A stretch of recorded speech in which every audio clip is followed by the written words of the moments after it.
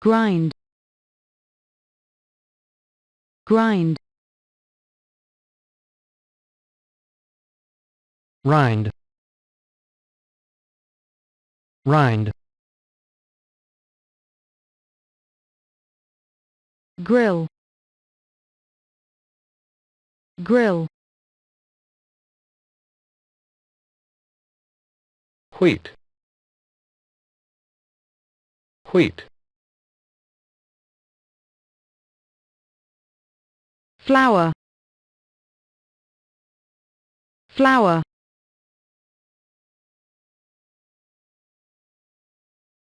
windmill,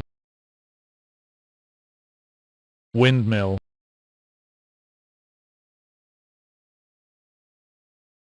intrigue, intrigue,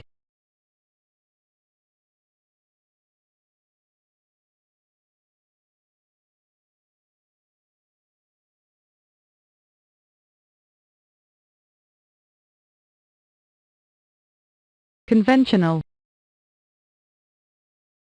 conventional,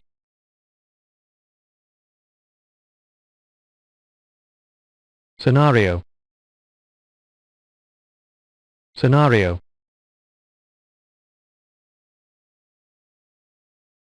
neglect, neglect,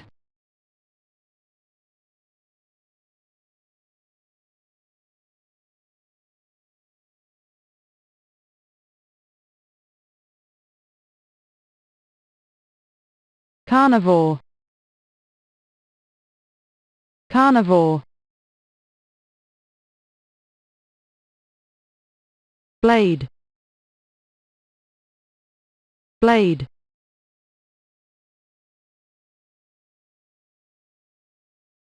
consultant, consultant,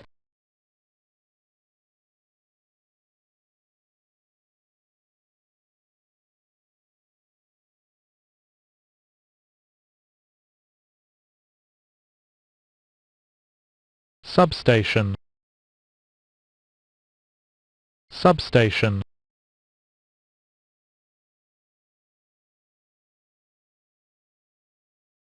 infrastructure, infrastructure,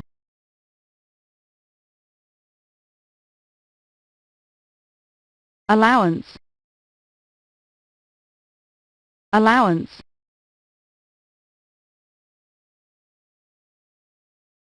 victim, victim,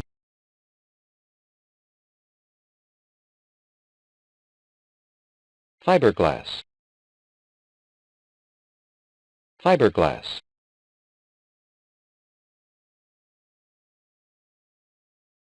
component, component, stiff, stiff, sniff, sniff,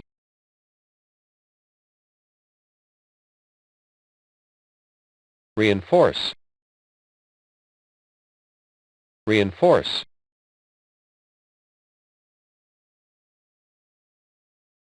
underpin, underpin, limber, limber, timber, timber,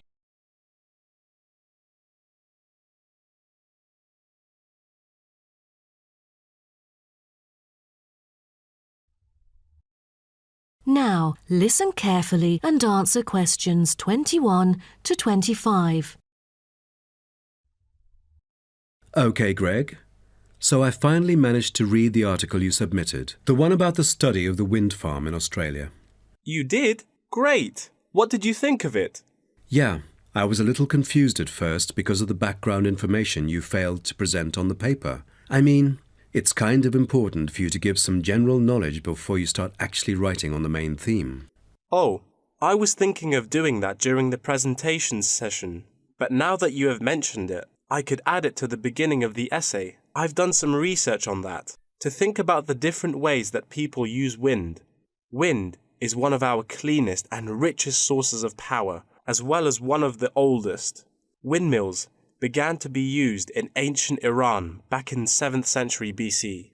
They were first introduced to Europe during the 1100s, when armies returned from the Middle East with knowledge of using wind power. For many centuries, people used windmills to grind wheat into flour or pump water from deep underneath the ground. During the 1970s, people started becoming concerned about the pollution that is created when coal and gas are burned to produce electricity. People also realized that the supply of coal and gas would not last forever.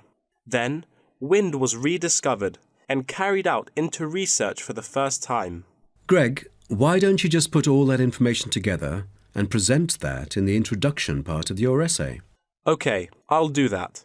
What also intrigued me was that there were disadvantages about a wind farm.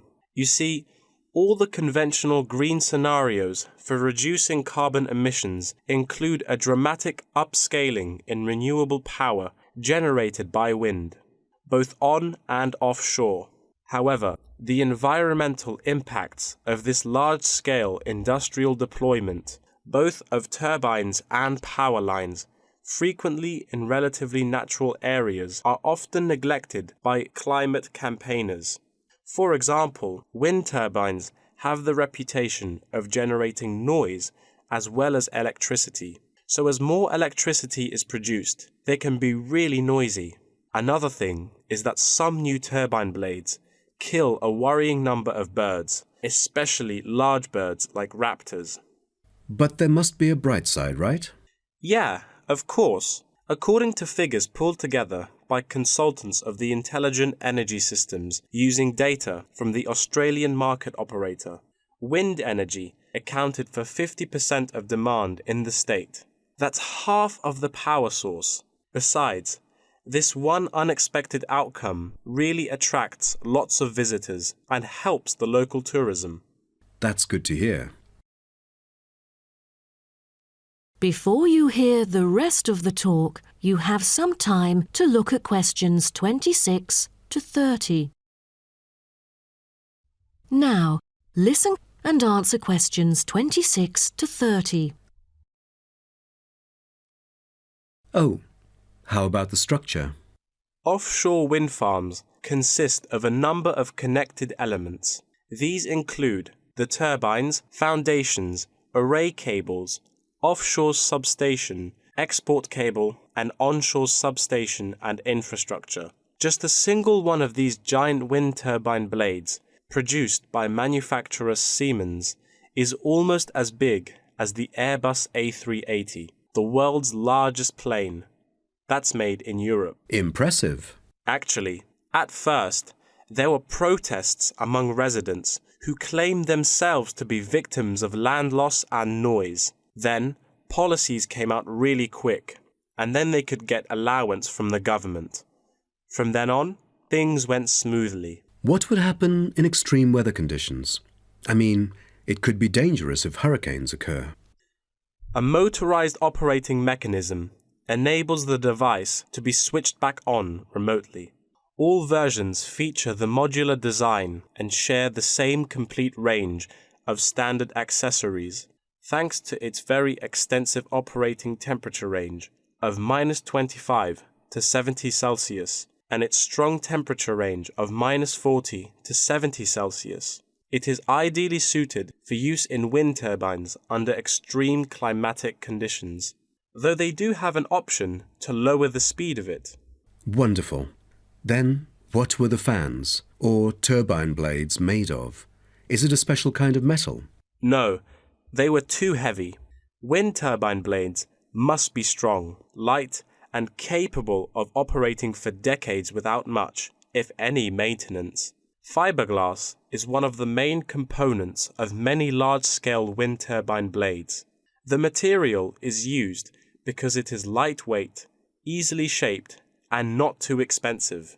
Another material used to make longer turbine blades is timber.